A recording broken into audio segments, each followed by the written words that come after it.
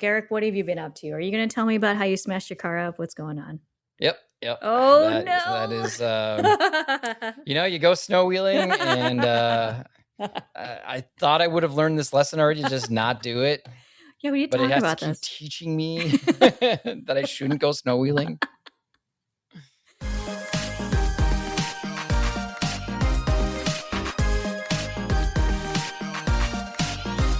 You have tuned in to Remote Trails Radio, where your hosts, Garrick and Melody, take you off the beaten path into the world of overlanding, life in the Pacific Northwest, and whatever the heck else we feel like chatting about.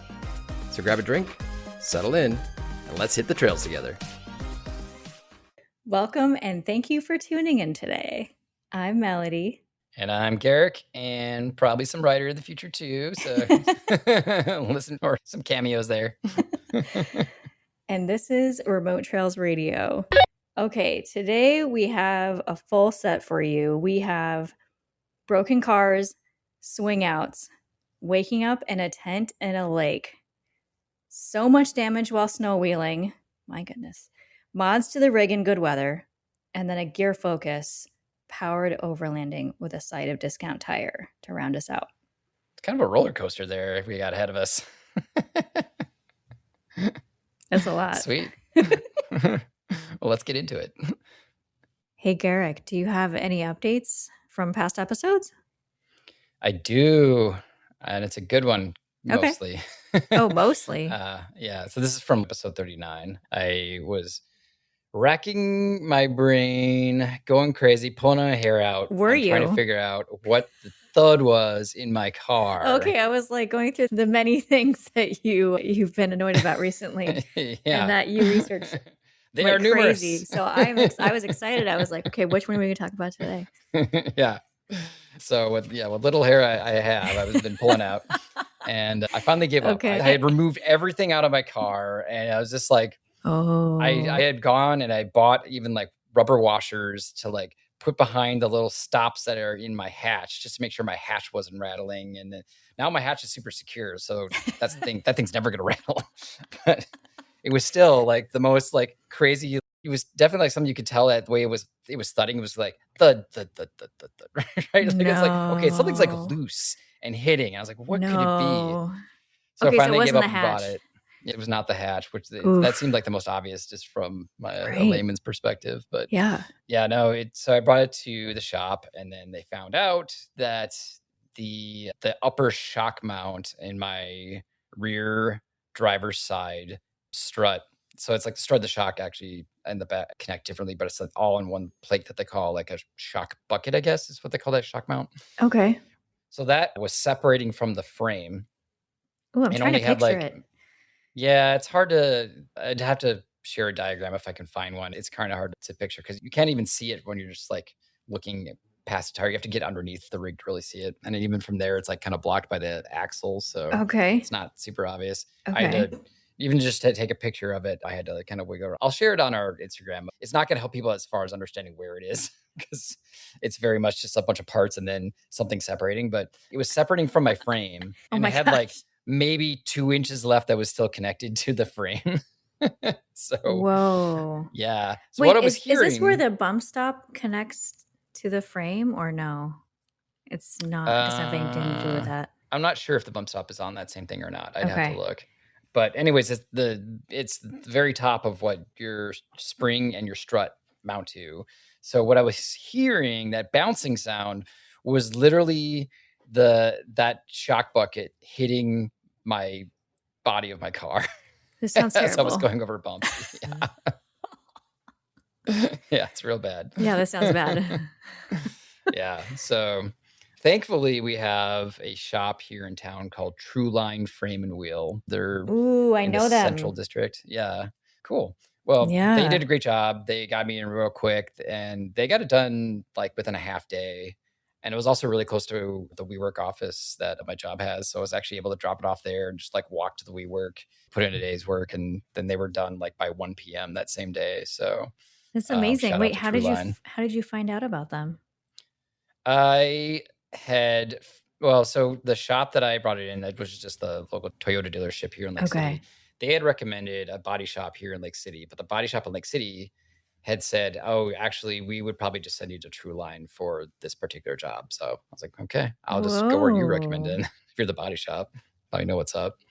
Yeah, and they were Oh, great. I mean, wow. it's not like I don't know what cheap would be in this scenario, but it was not cheap. It was like one car dollar, which is what I call $1,000 when we had to Oh, break God. down. So one whole car dollar for the repair. But yeah, Oh, they got it done. wow. It's in good shape now. Was the repair involving a lot of welding, or did they have to order parts? Thankfully, they didn't have to order parts, but yeah, they have to basically. Well, for one thing, they have to like take out the whole back axle just to access the thing, right, and Oh take out my your strut gosh. into shocks, and then from that point, then they have to like fully remove it, and then clean up the frame, and then weld it back to the frame, and then treat it and whatnot. So, and then install everything back into its place. So, it's the labor more than anything else. That's what you're paying for that particular operation. Yeah, I was gonna say you're paying to keep your hair so you don't pull more of it out trying to do this job yourself. Yeah. Oh my gosh. Yeah, I know Trueline because somebody recommended it when I bought this lemon. So I bought a Land Rover actually. Dimitri will be very happy about this, but I bought a Yeah. Land Rover before I bought my Forerunner, before I knew better, I didn't even know about this. because I really wanted a Discovery 2 and I wanted a specific year. So I went and bought that specific year of that car because I guess I wanted double lockers for some reason. I guess I wasn't really feeling confident in my own driver skills at that point. And I was like, I have to have double lockers. But this Discovery 2 is riddled with a lot of issues, stock, like without even modifying it. Hmm. And I just am terrible at buying cars used. So this would be my second lemon in a row that I bought. Dang. And I was recommended to go to Trueline because there's a guy that fixes up Land Rovers in the area of Seattle. He's an expert, and he was like, I think you should go to Trueline first, get it looked at. So I think the appointment lasted maybe 5 minutes. Essentially, as soon as I dropped off the car, they ran and got me, and they said, we can't look at this car. It almost broke in half on the lift. Oh my God. So you need to take it back from wherever you got it from. And I was like, oh gosh. Exactly, writer. Yeah. So that was the end of my owning Discovery too, because the frame was basically a lot like ash. So Dang. yeah, it was an unfortunate thing, I guess, looking into the history of why the Discovery 2 were kind of lemons is because when they were building the car, I guess the engineers decided that they wanted to save weight on the frame because the frame was a really heavy part of the car. And they just decided, well, we'll make a hollow frame. And then if you drive in any kind of conditions, salt, wet, anything like that, what happens is the frame starts rusting from the inside out. So it Well, is, hollow frames are pretty normal, right? Maybe they just didn't have good drains for it. oh, yeah, Because it's maybe. like usually like frames are either box or C, right? So the box is like that's just like a full rectangle, and a C just means like one of the ends is like fully open. With the C, they're less strong, but they obviously have less issues with corrosion because it just there's nothing to get caught in there. But if they didn't have proper drains inside the Mm, box frame, then yeah, the water's just going to sit in there and just that's a good rust point. holes into it. Or if it wasn't treated well on the inside. Yeah, however they did it back then didn't work for them. So it is Mm, very common for the frames to get rusted out pretty quickly. interesting. Yeah, there's Yeah. another issue. I hate to say it, but Toyota's known for some of their trucks to have frame issues because they'll have the main rails of the frame at one like thickness, but then in order to save weight, they'll just add extra material in some of the areas. But it's just like they'll just kind of weld it onto it, Whoa. and they've had issues where water could get in between those material, like Oh. yeah, and then that could cause problems. So I think some of the Tacomas of like the older Tacomas have a problem with that, but the newest Tacomas they fixed a lot of that. So Okay. yeah. Oof. Yikes. You probably found that out because you were looking into buying a full size, huh? Or a That and just pickup. general YouTubing and listening. So actually, Dirt Lifestyle, he's a local, well, local to Washington, anyways. And he did a deep dive into, he compared not the current gen Tacoma, but the last gen Tacoma versus the Gladiator. And, Mm. the Gladiator is less reliable on like a day-to-day basis, but from a off-roading standpoint, it's just much more burly built. And the frame comparison was one of the ones that he had brought up as a reason for that. So That's why I Wow. happen to know about this particular. You learn something new every day, huh? Yeah, That's indeed, awesome. indeed.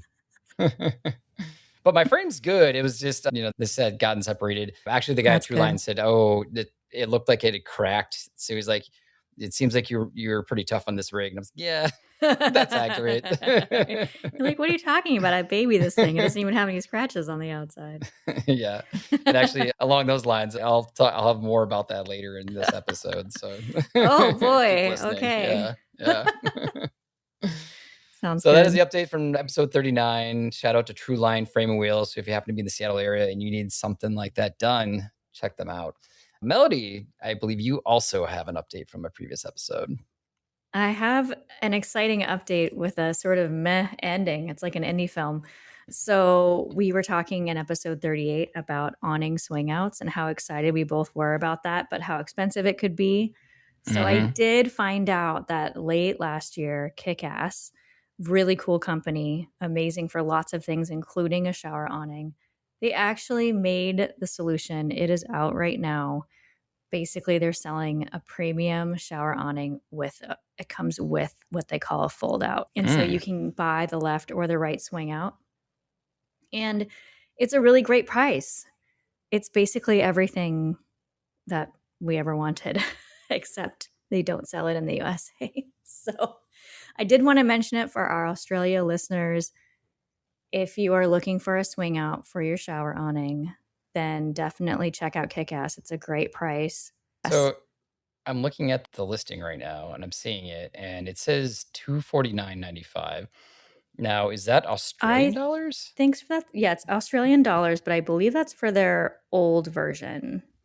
Oh, Are you okay. looking Because at it the does say new? it says with swing arm and LED light strip. So That's the regular I one, just and then there's followed. a premium one, and those are their new ones.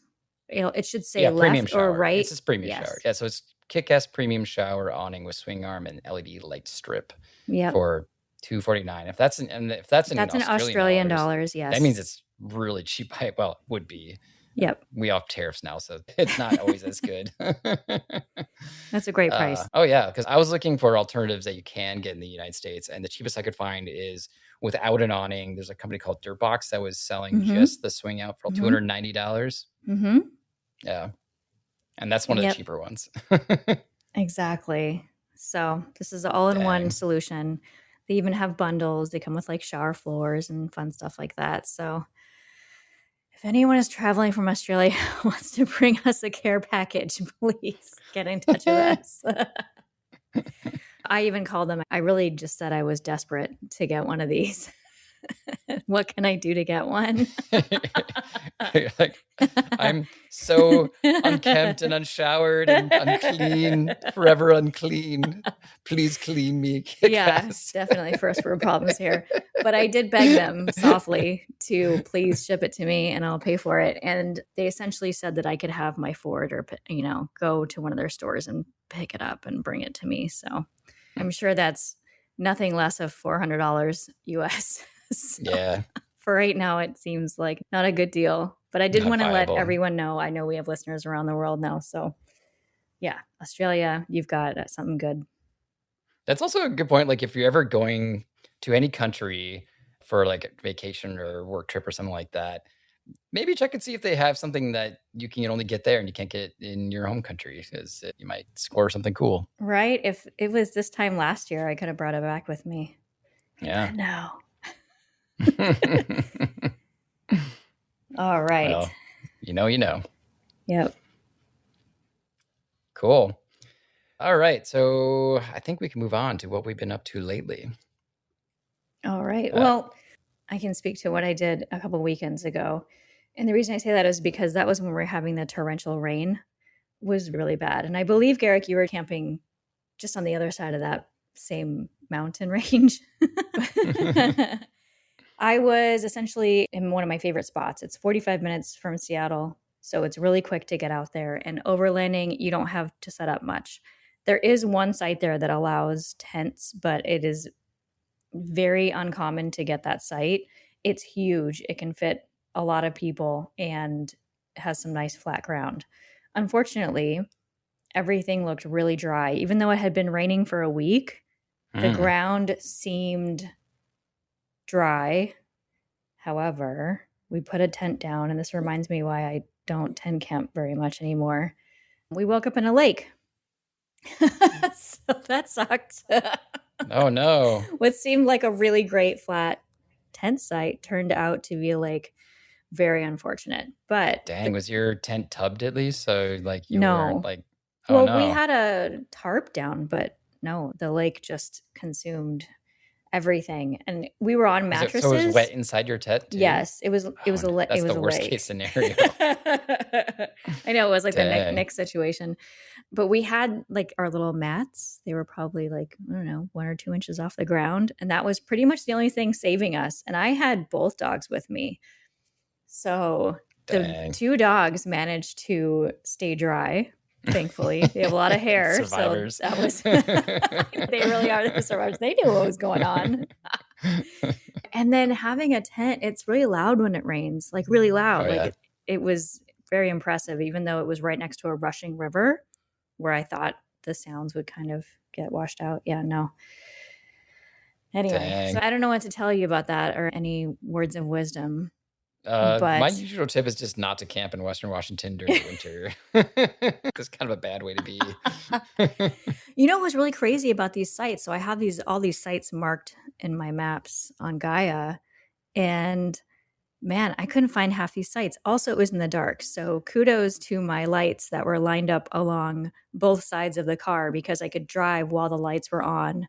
This is obviously illegal on regular roads, but in the woods, this helps immensely because the road was Oh, really yeah. narrow.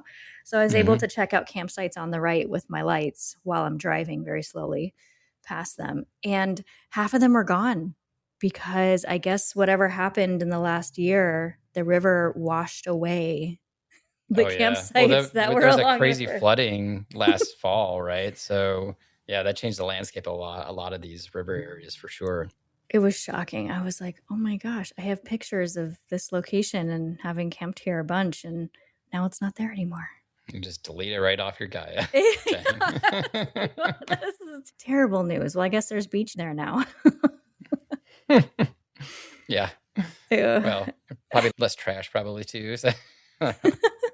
Silver lining. Yeah.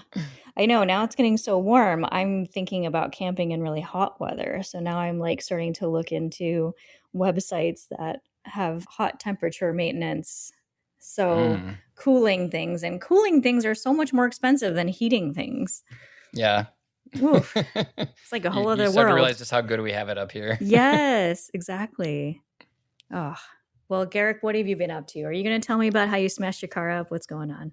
Yep. Oh, That is, no. you go snow wheeling, and I thought I would have learned this lesson already, just not do it. Yeah, we did But it talk has to about keep this. teaching me that I shouldn't go snow wheeling. But you signed up to the trip knowing it was a snow wheeling trip, right? Like I it did, wasn't yeah. it wasn't an overlanding No. trip that happened to have snow. No, it was no. I will say though, the snow this year has been very mild. So I was Okay. like, if I'm gonna do a snow wheeling trip, this is the year to do it because it's a super mild winter. Okay. And for the most part, that was true. Like the snow wasn't that bad. We actually, like I've been with you. This is Kaikomish area, and I've been there Mhm. with you on a snowmobiling trip before, where sometimes you just can't do Tonga because just getting up Yeah. the climb is just too much. Mhm. Pretty much for like the entire switchbacks up, just had no snow at all. Like it was just Oh, completely without snow. It wasn't okay. until we got to like the upper level where there was actually any snow at all. Okay. And then like I don't know, I think we started the trail like maybe around noon, and we were already sort of having lunch and stopped at 1:30. So it did not take us very long to get up there. And I think we had like, I think 3 of us got stuck on the way up. It was like Jesse, Nick, and I. I just kind of got stuck in this little side thing, and it was just a deep little trench off to the left, but it was very quick to get me out of there. Okay. And the other guys, it was really quick too. So like it was pretty easy going. There's another group that was there ahead of us, and so we caught up to them, and then eventually passed them. But it wasn't until like we kind of got deep into it where there was like 2 obstacles that like took forever. One of them actually wasn't too bad, but it was just kind of like a big dip, and then it had a big climb. So it kind of tested all of your, departure, breakover, and entry angles. So there was that. And then after that, there was like a big old trench off to the right that Doug was leading. He was the host of this trip. Doug got stuck in that trench, and then so we had to do a bunch of work to get him winched out. Okay. But we're eventually able to do it. But then Nick and Jesse, who were behind, were trying to like find a place to like turn around and just not go through that big dip and then the big trench, but there just wasn't anything. So they're like, okay, crap. Well, I guess we'll just have to like come through here. And it's been a minute. This was about a month ago that we did it since it recording date. I think it was like early March that we did it. So I can't remember all the exact stuck things because there's just so many. But basically, we'd all eventually gotten through that trench and we were on the other side of it. And then because that's the way out, we had to like then turn around and then go back through it. And then lots of us got stuck in that one. I did not, thankfully. But wait, did you reverse down or you had yeah. to turn around? I mean, reversing down would be really tough in snow. Like it's challenging enough anyway. It's like it was pretty deep snow at that point. And yeah, the issue though is like as we were at the top, it was pretty flat. But then as we got into this part, it was all basically downhill. So coming back was just so much harder. I was like, that sounds so uphill. Scary. Mm-hmm. Okay. Yeah. So it was like really, so at that point, because we all turned around, Jesse was now the lead and then Doug was the back. Okay. And Jesse would go like, I don't know, like 100 feet, get stuck, get 100 feet, get stuck, 100 feet, get stuck. No. So like, it was just us doing tons of traction boards, tons of shoveling, tons of winching, just like nonstop over and over. And eventually, like, I think something happened where at one of the times my car was doing great. Like I had so much traction. I only got stuck that once. That was just because I like fell into this deep pit. But something happened where after it was getting late, it was already kind of dark out. And then I got into my car and I was driving and it was just like, I just felt like I didn't have the control that I had before all day long. Okay. And I don't know if my car had just been like sitting there too long and then the tires just got really cold and then that's just like stiffened up the tires or something because like it felt like I couldn't even drive it straight at all. So what were you on? You're on ATs or? I'm on my ATs, my Wild Peaks ATW 3s. Okay. They were 32s and I was running them at 9 PSI, which is low. Great. But on snow, it's generally okay. And it would have been okay on this instance, except for it ended up being my downfall on this instance because as I was driving up and I was like, barely able to control it because my tires had gotten frozen or something. There was this little ditch thing. And as I hit it, it was like really hard. And I was like, oh, and there was something in there. And then Jesse noted that he had hit a stump that was like in the snow. So that's what I hit. Like, and it hit my front driver wheel, my rim, and cracked it. What? Yeah, like bent and cracked it. So that thing's just it's done. It's toast, right? How fast were you going? Not that fast. Like couldn't have been more than 15 miles per hour. Okay. I was like waiting to see what you were gonna say. No, I mean okay. Yeah, I mean, believe me, 15 miles per hour feels fast when you're driving. When you barely feel like you have any control and you're driving against snow. Yeah. But yeah, so I realized after that, like I felt like I didn't have control before, and then after that happened, I was like, "Whoa, something's really wrong here." So then I stepped down and saw the flat. Thankfully, I always go with a full spare, so we were able to swap it out there. Also, I have a little tip with that. I had taken out my jack, right? And I had set it up and I would start jacking myself and I was like, oh crap, I'm gonna need to like get a base for this. But then there's a guy that was behind us. This is another little side story. He needed to get down to the bottom of the mountain as soon as possible because on his Jeep, something had happened where like the starter like was dying or something like that. So he was like trying to get down to Sultan, like whatever the closest town that had an auto parts store to like get a new starter so that he could like, get that before they close at 8 p.m. and then get back up to, get his rig down the mountain. Oh my gosh. But he was like stuck behind us, right? So there was like 4 of us and we're like, hey, like there's no way you're getting around the full sizes. Sorry. And then I realized like I had that flat. So he like came and like started helping us out because he's like trying to get us further along. How fast can we go? Yeah. But once we realized that my ball jack wasn't getting it high enough, I was like, oh, we can just dig in the snow underneath it and it'll work fine. I was like, oh yeah, that's smart. Yeah, we can totally just dig under the snow. So if you're ever on snow and you're lifting your car and you realize that you don't have quite enough, just dig underneath it. No big deal. What do you mean dig underneath it? What explain it? So I'm sitting on snow, and then I'm lifting the car with my jack, right? And Mm-hmm. then a lot of it gets just soaked up by the suspension. So it's like your car's going up, but your tire's still on the surface, right? Yeah. But then it's like, oh, but if you have a surface that's like not like super hard packed like snow, you can just dig underneath the tire Oh, to get to free clearance to it. be able to pull the tire off. Yeah, exactly. Yeah, I wanted to ask you about, even just swapping out your tire in the snow. It just sounds really laborious. It sounds like a Yeah, ton more work than normal. it wasn't too bad, to be honest. Like, we got it off Okay, and the spare on pretty quickly. So great. it does feel like a pain, like when you think about it conceptually, but I don't know. Like with me, like I just have it in the stock location. So you can just take the little tool out and then Mm-hmm. just run it the chain to drop it down. Wasn't too bad. Okay. Yeah, so that was that. Jesse ended up bending his bumper when he hit that same stump. And as he was driving and that was also his front driver's side, that on his bumper they got bent in, and it was like rubbing his tire. So he had to like Oh fix that before no. he could drive home. Yeah. I think you posted it to our Instagrams at the video you have of you Yes. guys like fixing the bumper. Yeah. Oh my Yeah. gosh. Which, yeah, check it out. But it's basically just strap into a tree, and then he just straps into the bumper and just reverses the truck until, it clears the tire. Oh my gosh.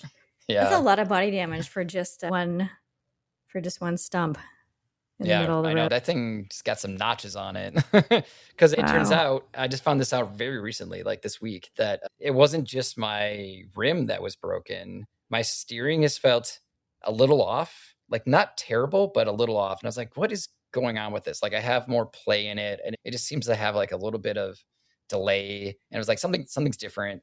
So finally, I went underneath my rig and looked around, and I found that the inner tie rod on that driver's side is like real badly bent. Oh And no. yeah, it's like within the boot area of it, so I can't see exactly how it is, but just looking at the shape of the boot, it like the boot on the passenger side looks like this nice perfect flat boot. And then on the driver's side it's like like, and when you look at it, like, I can't believe it drives as well as it does considering how bent the inner tie rod looks. Oh So my gosh. yeah, You're I'll going back find to out more True about Line? that. Yeah. Well, I'm bringing it to the shop to take a look tomorrow to see if there's anything else that's broken. But Goodness. yeah, thankfully that's not too expensive a part. Mm. So, and that doesn't involve welding or anything like that. So, fingers crossed this is going to be cheaper fixed than the last time around. Wow. My Yeah. By the way, goodness. that whole issue I had with like the thud and like the separating shock, I had that issue during this trip. So that like thudding was happening the entire time. You fixed the whine on the radio, but then you got the rattle in the back of the car. Yeah. Well, it's not one thing, it's another.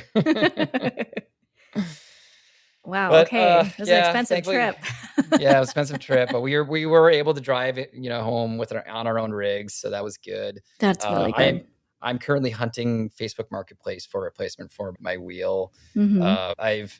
Everybody wants to sell them as a set of 4, and they always want to sell them with like some crappy set of tires that are mostly done for, and I just don't want to do that because then I have to like pay to get them removed and pay to dispose them, and then they want like Mm-hmm. big money. They're like want like $300 for like this old corroding set. I was like, this is ridiculous. I was like, I'll just wait until somebody has better price. I do know when they show up. So Yeah. if it gets closer to my trip though, and at the end of May, I may have to suck it up and pay more than I want to. You could also buy a new set of SCS wheels, 5 of them. That is an Just saying. option.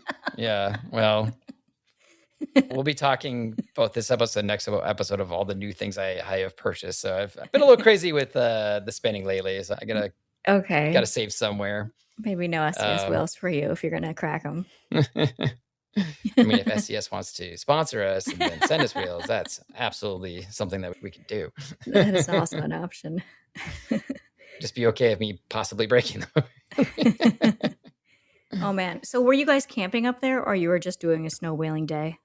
It was gonna be optional camping. Okay. And so we didn't actually get off like back to the trailhead until like 7:30. So it was just hours and hours of us working. It was like we were Oh beating boy. it. Yeah.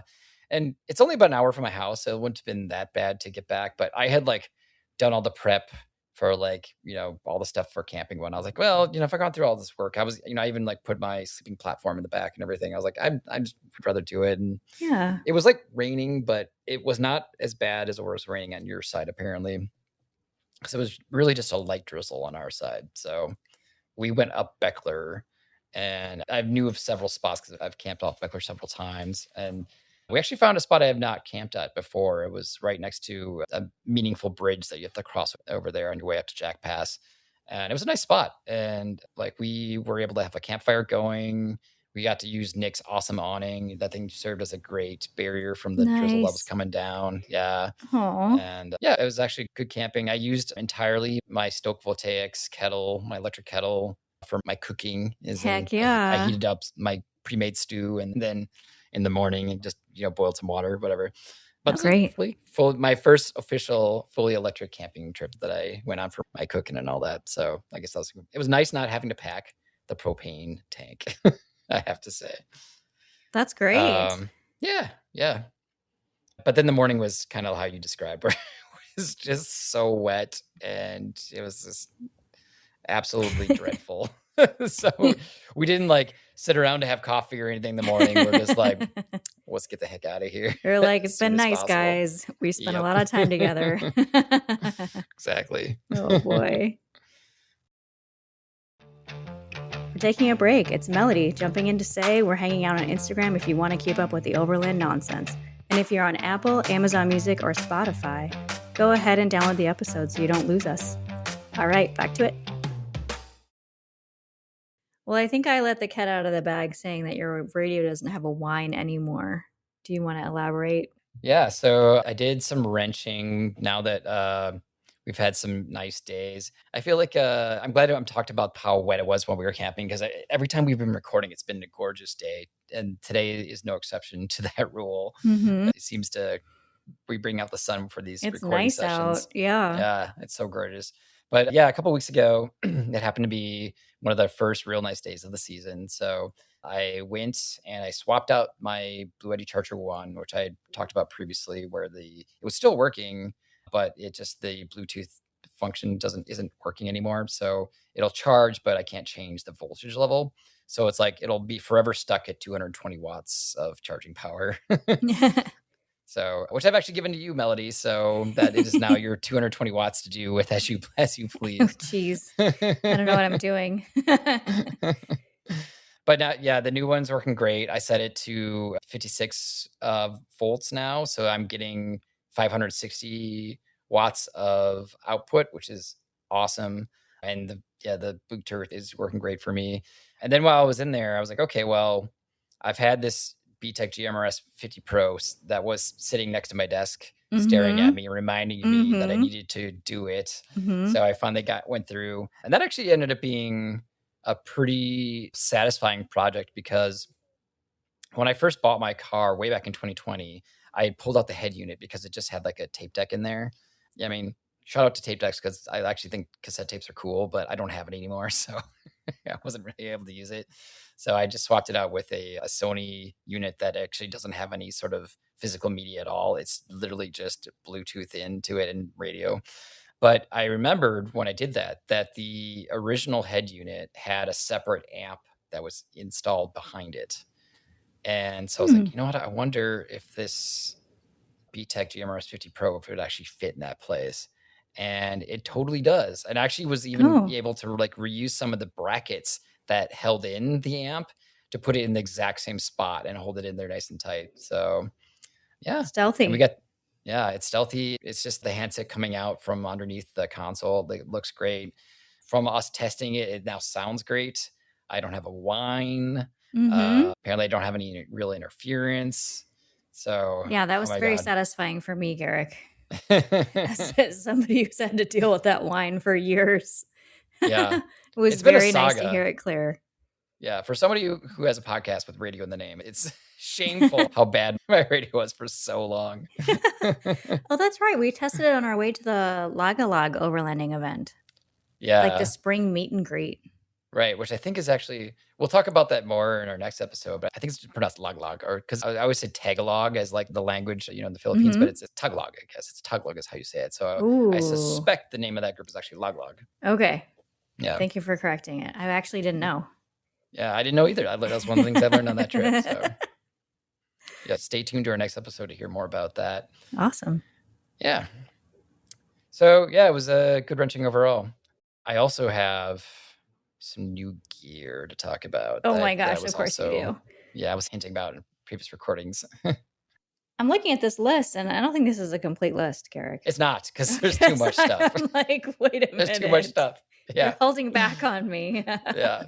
But before we get into my gear, let's talk about your power station situation, Melody, because I've been talking for a Oh, while. we're talking power stations. Yeah. Yeah, so yeah, I'll have to throw a picture up because I don't know how many people bought this Dino GT off of Amazon. It was a pretty good price and it's, packs a punch, but it's been finicky lately. So it will not work in my car sometimes, like when I turn it on, but it will ghost power my fridge. For some reason, when I hook it up to the car and I hook it up to the fridge, it just turns it on automatically. So at least there's that. But then I realized that it also turns itself off whenever it feels like too. Mm. So I brought it into the house finally and I took it all apart. And I'm not an electrician. I feel like I'm going to blow something up. You know what I mean? It's like I got to phone a friend. I got to phone James or Nick or someone that's going to help me with this project. So I Yeah, think I'm just electronics going pretty to scary too, I because think it's I'm just like a going to lot of put it small back little pieces. together. Okay. And maybe in super emergencies, I will bust it out and try and get it to work. But in the meantime, I have my EcoFlow Delta 2 has been my backup battery, which is not a bad backup by any stretch of the imagination.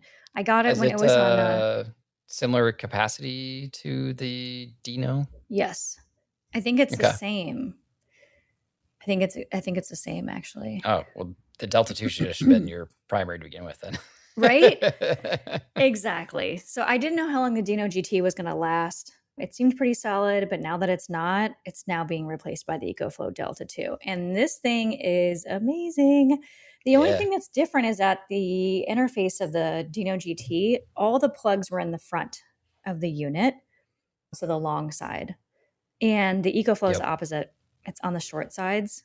So I think I just have Yeah, it's on the to ends. Yeah. bend my mind around, oh gosh, it's coming out of a different side, the short side. Mm. But besides that, it just seems really solid. I'm gonna knock on wood and I'm just gonna hope for the best. But yeah, what a great The one battery. thing that I think that form factor that EcoFlow has for the Deltas works really well for is if you do put it in the like footwell behind like the driver or passenger seat, Mm-hmm. having it on the ends like that actually is pretty good. And I think in that scenario. It's easier to access both sides. Right. Yeah, that's a good point. I actually do for long trips put it in the footwell of the passenger seat. Yeah. Good So to for that, it makes know. sense. Thank you. Yeah, absolutely. All right. Well, I'll put a link for the EcoFlow Delta 2 in our show notes down below. Cool. Yeah, actually, along those lines, I had very seriously considered getting the Delta 2 Max, but decided not to because of the form factor. Not that I think it's bad. It's just where I was intending on putting my power station was right in front of my fridge, essentially. So what I needed Okay. was I need something that had nothing on the sides and then really everything on the front. I mean, maybe a couple things to the side, because the side that's like open to the inside of the vehicle is fine, but all the power outlets so I'm bearing the lead here. I got the Anker Solix C2000 Gen 2 power station. That's a mouthful. Yes, it is. It is. Why is it so long? I don't know. I mean, the 2000 is basically hinting at what the capacity is. Okay. And then the Gen 2, I guess they made some improvements. So you want to differentiate between it, but it's, You do like a 2000. If I were doing it, I call it the 0.2. Yeah. It's just a Pick your really long poison. name. Okay. Yeah. But Well, this so one's Anker like Solix, double what I yeah, have, so Anker, right? like there's that brand Anker, right? So that's Yeah, like, for sure. people have been buying power stuff from Anker for a long time. But then there's Anker Solix, which is more of like their power station and solar line. So it is kind of like their brand within a brand. So that's part of the reason why it has such a long name. Yeah. Okay. Yeah. That makes Um, sense. Now I understand it because there's a lot of Anker products out there. right. I feel like I'm buying an Anker something even recently, but They're a good brand. anyway. Every single wire, every single cable I've had that's Anchor, Mhm. I've never had to throw an Anchor cable away because they've always worked, and that's really good because cables die all the time. Oh, I just bought their earbuds. Okay. Oh yeah, Cool. yeah. They do have competitive earbuds too. Like they're actually a really good price compared to a lot of other brands. Yeah, my AirPods too, I love them to death, but man, they're dying probably because I love them too much. But I Mm, know that you recommended AirPods. yep. However, I can't do the noise cancellation. My ears are very sensitive and it just doesn't Mm, do very well. So I'm trying these Anchor earbuds. okay. So I'll Well, you let you don't know have how to they do go. noise cancellation with AirPods, so they have the adaptive modes and whatnot. But Oh, you can yeah, turn it off? yeah, yeah, absolutely. Oh, I didn't know that. Yep. Okay. Yeah, you can have like they have different modes. They have like full pass through or just like nothing at all, just kind of, natural. And then they also even have like a microphone mode. So if like you really want to hear somebody speaking to you, it will actually like amplify their voice. Also has live translation, which Whoa. is wild. I haven't tried live translation, but like Oh, I but would it's only like to for a few sometime. languages.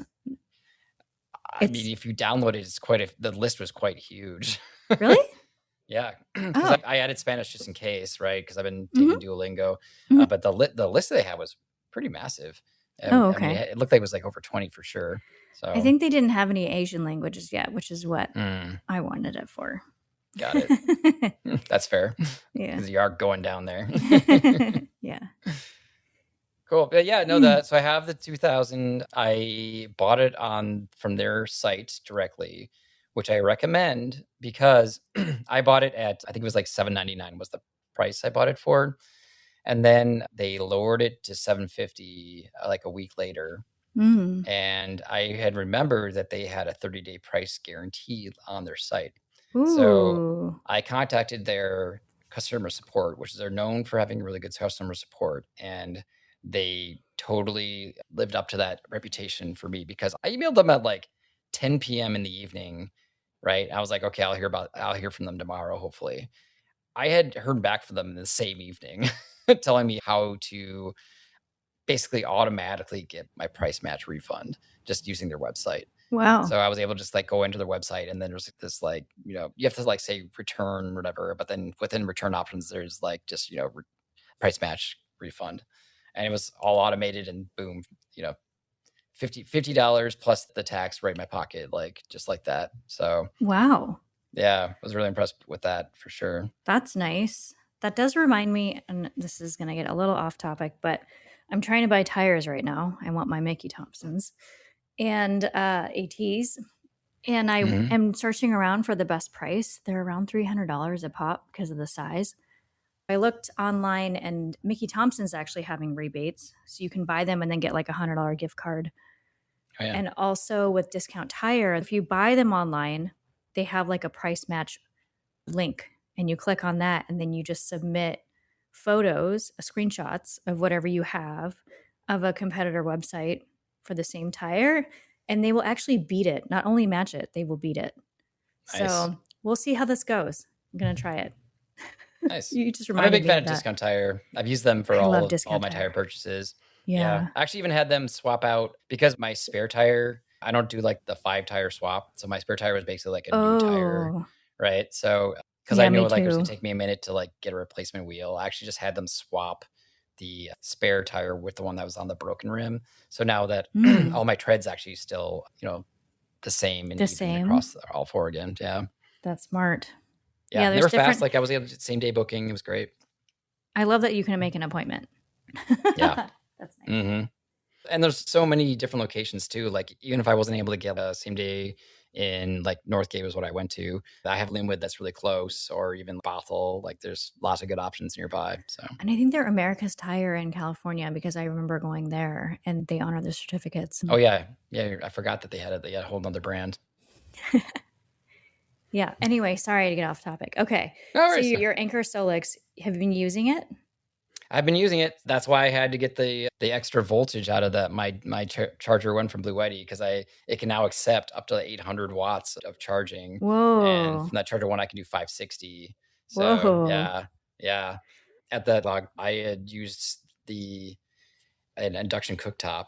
And I think I'd used about 300 watts in total for that. And, like that's less than an hour for me to recharge now with the charger one and the Wow. nice charging input of the C2000. Yeah. So it's happening. My That's electric sweet. cooking kitchen is definitely ramping up for the season, and I'm very excited about it. Heck yeah. That's So much awesome. so that it's not even the only Anker Soaks that's new in my setup, if you Oh can believe it. boy. Yeah, Anker's away. Once you get one, you get them all. Yeah, the Pokemon. Yeah, no, so I had spoken about the electric heating blanket that I got recently, the Ignic, and I realized I was like, okay, I would really like to have this in my swag too. And if you go back to episode 29, we had talked about the Anker Solix C300 DC, and I was really excited about it. And then finally, Costco got them back in stock. And not only did Costco get them back in stock, but they even had them for an even better price. Oh Costco man. had them for $99, and that included a What? 100-watt charger. Yeah. It's 180 now on Amazon. Yeah. And that's without a Wow. charger. Yeah. So Oh the my Costco price was goodness. crazy. Stop it. I have to go to Costco immediately. How late are Yeah. they If they open still have tonight? it. Yeah. I mean, you have to check online to see if they even have it, because they go fast. Wait a minute. There's two of them here. Now I don't know which one it is. Okay. We have the Solix C300 DC power bank station, 288 watt hours Yep. That's for what I have. 180. And then they also have Anker Solix C200 DC power bank station, 192 watt hours. Oh, that's 130. Yeah, that Got one's it. smaller, and it doesn't have the car, like the cigarette lighter style output on it. So Got it. that could be useful if like you really wanted it. Like it's even smaller than mine. Like mine's very small, but if Yeah, you wanted like it's an pretty even more tiny. smaller one, yeah. The C200 actually it could be useful for some people. I really like the fact that my C300 I could use it as a backup to run my fridge if need be. Oh, true. But how Yeah, long could you run your fridge on that thing, do you think? 6 hours. And Wow. that's continuous. So, and fridges don't run continuously, so even longer than that. That's amazing. Yeah. Yeah, this is definitely a great alternative to some of those clunkier, smaller power banks, kind of like what I have. Yeah. It was really easy. Like it fits so easy in my swag. I just hooked up my Ignic. And that's another thing that I hooked up via the car plug, right? So if I had the C200, I wouldn't be able to charge the Ignic or run the Ignic through it. Mm. But it just fits so easily in a swag. I didn't even notice it was in there, and was able to heat it up nice in there. So Thing and you this can doesn't charge via have. solar. Oh, Go sorry. ahead. The thing this doesn't have is an inverter, right? So you This one can't. does not. Okay. You can get the version, the C300 non-DC, just the regular C300 does have the inverter, AC inverter. So if you want that, it is bigger, and Oh. I mean, by quite a bit, Oh. but it has the same capacity. And also, like, there's certain people that's a great unit for, but for me, it's like if the inverter only goes up to 300 watts, so Okay. there's a lot of stuff like I couldn't run my electric kettle off that even, right? So I don't really have a use case for needing an inverter in that scenario. I would just use my C2000 if I need AC power. Okay. But I know, like, friend of the show Zach, he has the C300, and he uses it for like when their power goes out, and he can like run his modem and internet and all that, and then be able to be connected and still working. So Oh wow. it has use cases for sure. Oh. Okay. Yeah. Fun times. All right. So you've got all the batteries. Yep, I'm powered up, ready to go. So yeah, we'll be talking more about what I'm powering with these things, but yeah, the electrified solution is well on its way. That's very cool. Yep. So yeah, if you're interested in either of these, definitely watch Costco. They have great deals. Or like I said, buy directly from Anker's site, because then you get the 30-day guarantee. I did notice that Costco even has a good deal on the C2000 Gen 2. They have it with a 440 watt solar panel for $1,000 last time I checked. And that's an insane deal, because that 440 watt solar panel is like $600 by itself. So you're getting like, $800 unit plus a $600 solar panel for $1,000. So yeah, Costco's got the deals.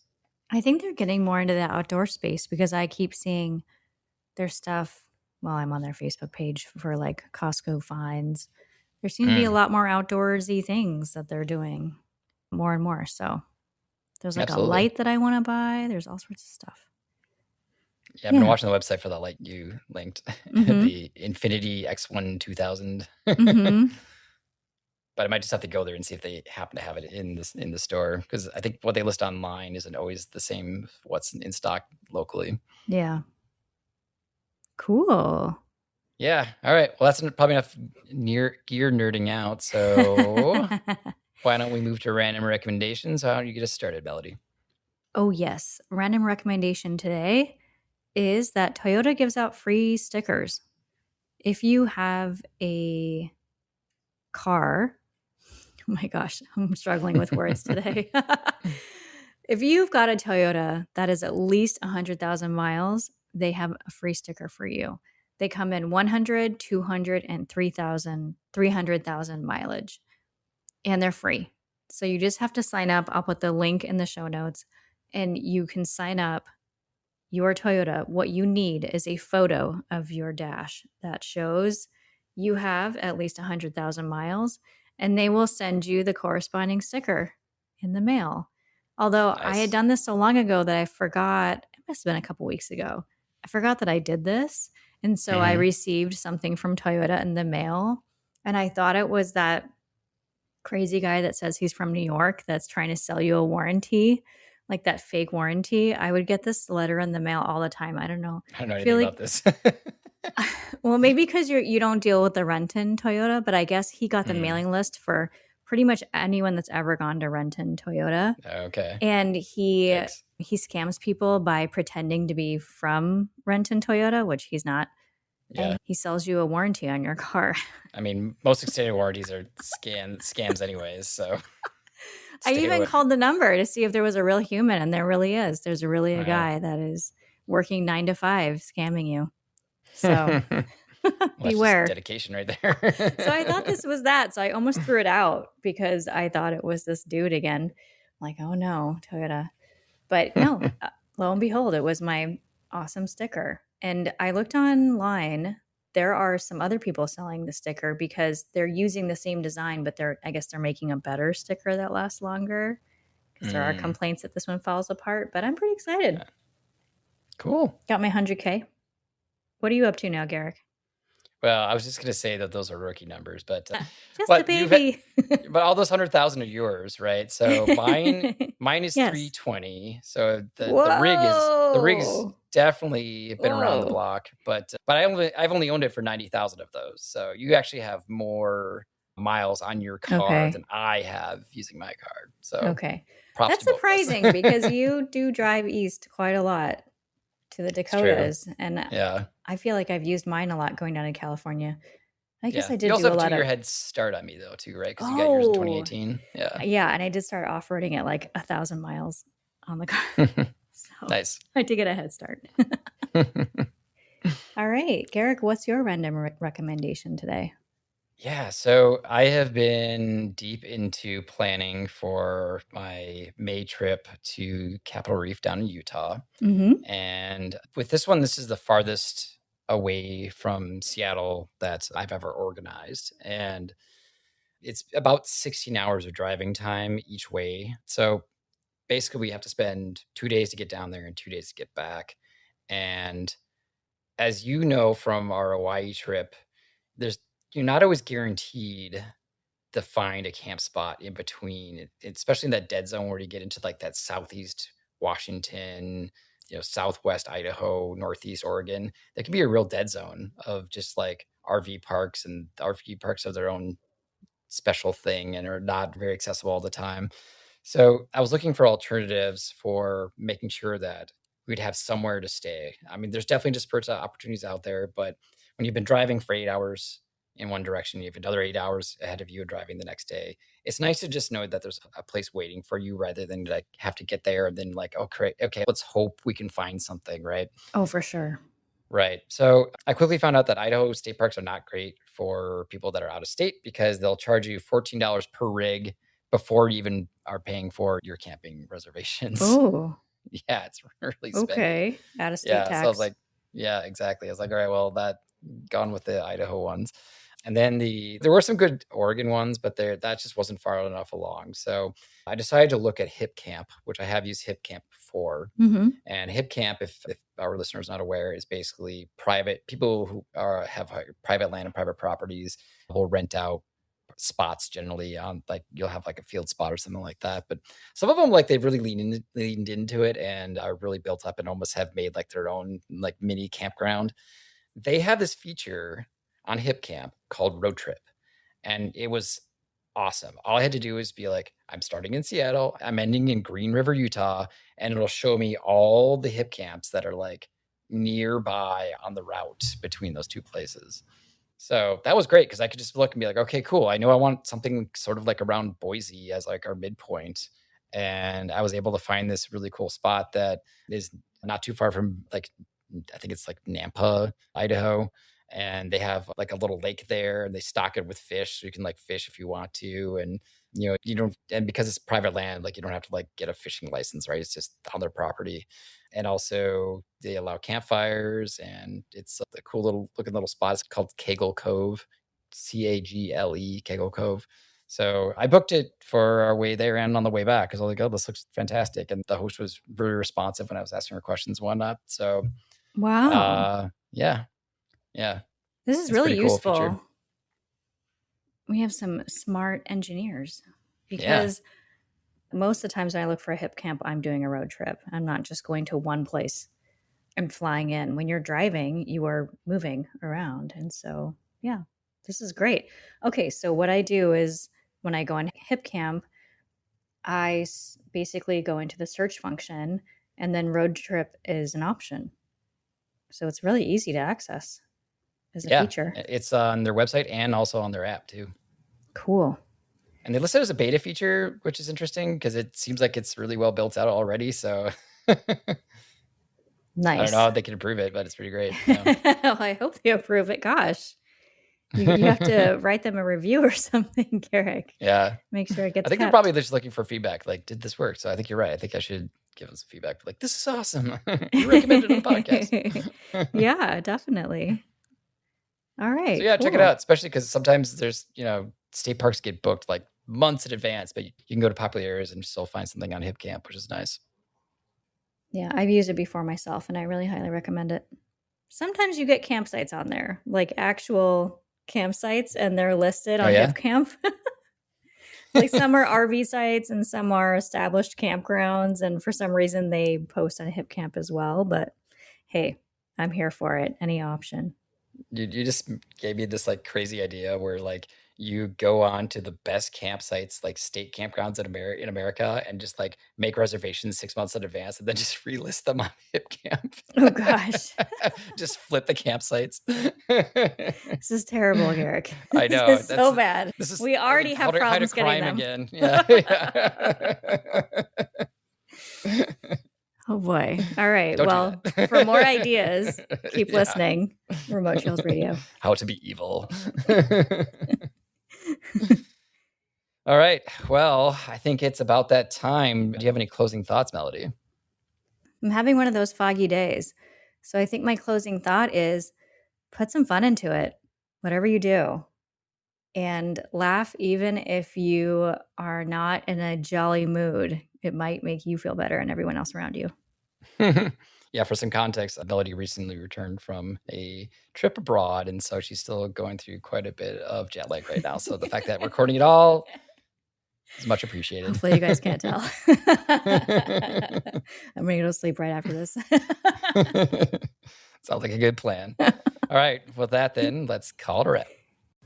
If you want to get in touch with us by email, let us know what you think. remotetrailsradio@gmail.com. RTR, over and out.